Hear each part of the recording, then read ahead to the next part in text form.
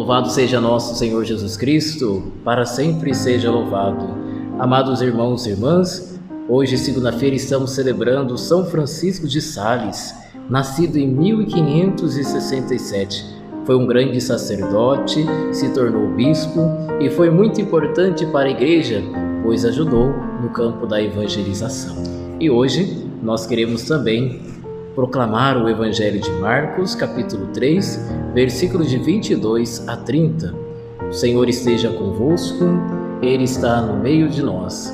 Proclamação do Evangelho de Jesus Cristo, segundo Marcos. Glória a vós, Senhor.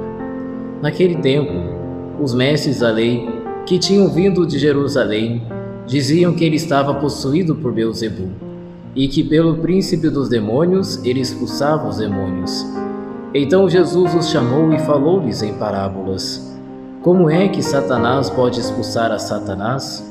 Se o reino se divide contra si mesmo, ele não poderá manter-se. Se uma família se divide contra si mesma, não poderá manter-se. Assim, se Satanás se levanta contra si mesmo e se divide, não poderá sobreviver, mas será destruído. Ninguém pode entrar na casa de um homem forte para roubar seus bens, sem antes o amarrar. Só depois poderá saquear sua casa. Em verdade vos digo, tudo será perdoado aos homens, tanto os pecados como qualquer blasfêmia que tiverem dito.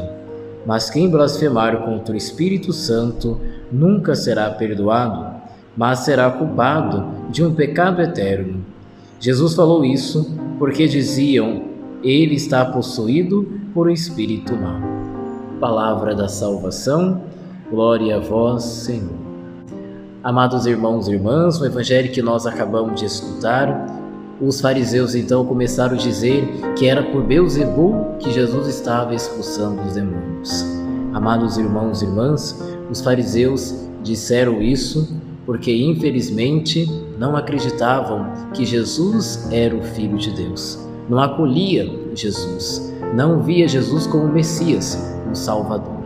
Por isso que eles disseram isso, que Jesus expulsava os demônios pelos demônios. Mas na verdade, amados irmãos e irmãs, não é isso. O demônio vem trazer divisão, significa dividir. Como que expulsa o demônio pelos demônios, sendo que o demônio é divisão, é desunião. E só quem nos une é Deus, é Jesus Cristo. Por isso, amados irmãos e irmãs, o Evangelho de hoje vem nos motivar para que nós possamos cada dia mais fazer a vontade de Deus, termos fé, acreditarmos em Deus e não blasfemar contra o Espírito Santo. E o que é isso, blasfemar contra o Espírito Santo?